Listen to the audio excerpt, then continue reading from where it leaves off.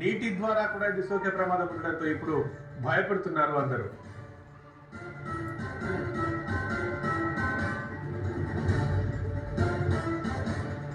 ఇక్కడికి ఏలూరు నుంచి రవి సమాచారం అందించడానికి లైవ్ లో అందుబాటున్నారు.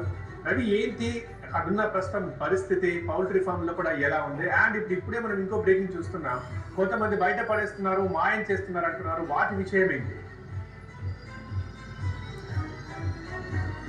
ఇదే ప్రస్తుతం అయితే ఆందోళన కలిగిస్తున్న విషయం. పౌల్ట్రీ రంగాన్ని ప్రస్తుతం బర్డ్ ఫ్లూ భయం అయితే వెంటాడుతున్న పరిస్థితి కనిపిస్తుంది. పూర్తిగా అటు ఎక్స్పోర్ట్ కూడా ఆగిపోయింది.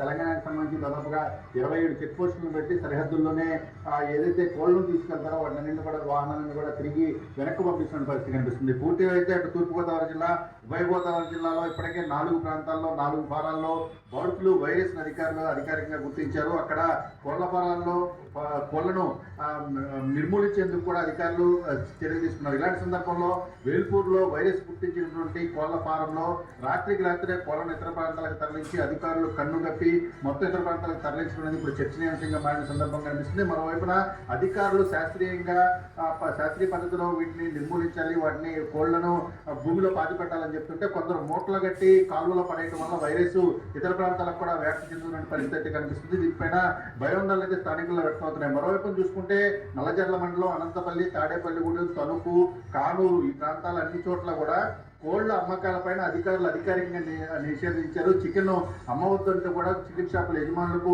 నోటీసులు జారీ చేసినటువంటి పరిస్థితి మనం చాలా స్పష్టంగా చూడొచ్చు. పంచాయతీ అధికారులు ఖచ్చితంగా మీరు చికెన్ అమ్మవద్దని చెప్పి నోటీసులు జారీ చేయడంతో ఆ ప్రాంతంలో ఉన్నటువంటి చికెన్ షాపులన్నీ కూడా పూర్తిగా మూతపడినాయి. మరోవైపు చూసుకుంటే ఉమ్మడి పశ్చిమ గోదావరి జిల్లాలో చాలా చోట్ల చికెన్ అమ్మకాలు సాధారణంగా జరుగుతున్న పరిస్థితి కనిపిస్తుంది. ఇక మధ్యాహ్న భోజన పథకంలో కూడా పిల్లలకు కోడిగుడ్లు ఇస్తారు. అంగన్వాడీలో చిన్నపిల్లలకు ఎక్కువ మందికి కోడిగుడ్లు ఇచ్చే పరిస్థితి కనిపిస్తుంది. అయితే వాటిని కూడా అధికారులు నిలిపివేసిన పరిస్థితి కనిపించింది. మరోవైపు చూసుకుంటే ఏలూరు జిల్లాకు సంబంధించిన